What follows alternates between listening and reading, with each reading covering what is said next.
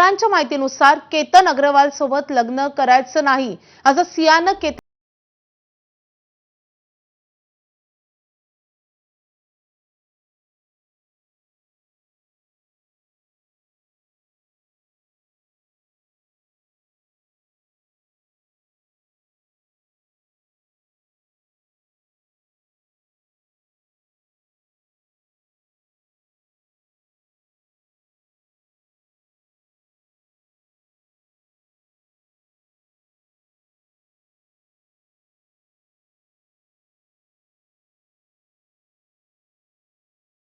नक्की सिया गोयलला अटक केल्यानंतर पोलीस क्वेश्चनिंग करत आहे. त्याचबरोबर सियाचा जो प्रेमी आहे चेतन चौधरी त्यालाही पोलीस बऱ्याचदा प्रश्न विचारत आहे.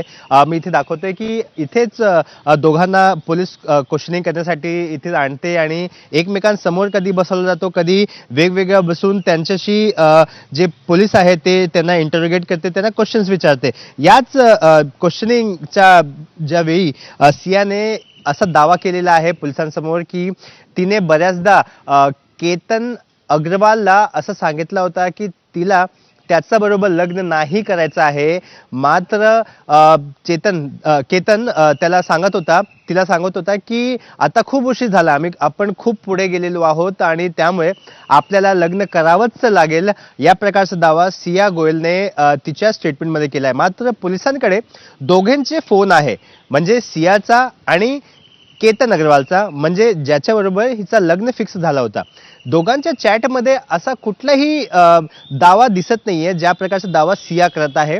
दोघांच्या चॅटमध्ये असं सामान्य संभाषण दिसत आहे, ज्या प्रकारचे संभाषण जे आहेत कुठलाही एक कपल करत असतात, ज्यांचे नवीन लग्न फिक्स होतात, ज्या प्रकारच्या ते बोलतात, एकमेकांशी एकमेकांना प्रेज करतात, त्यांची गोष्टी समजून घेतात. या प्रकारच्या चॅट असल्याचा पोलिसांचा दावा आहे. तर पोलिसांचा असा अनुमान आहे की जी सिया आहे ती आता पोलिसांना तिच्या स्टेटमेंटमध्ये फिरवण्याचा प्रयत्न करत आहे. जी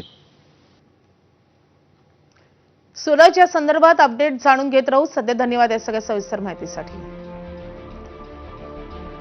तर सियाकडून रोज नवनवे दावे केले जातात.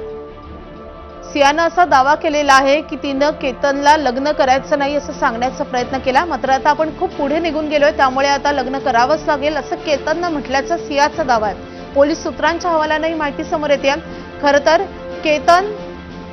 केतनला मारण्याचे चेतन आणि सियानं यापूर्वी 3 वेळा प्रयत्न केल्याचं समजतंय.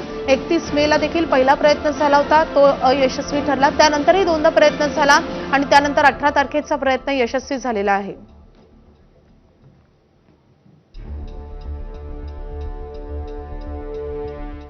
तर मंत्री उदय सामंत सध्या बोलतात, आपण थेट जाऊयात.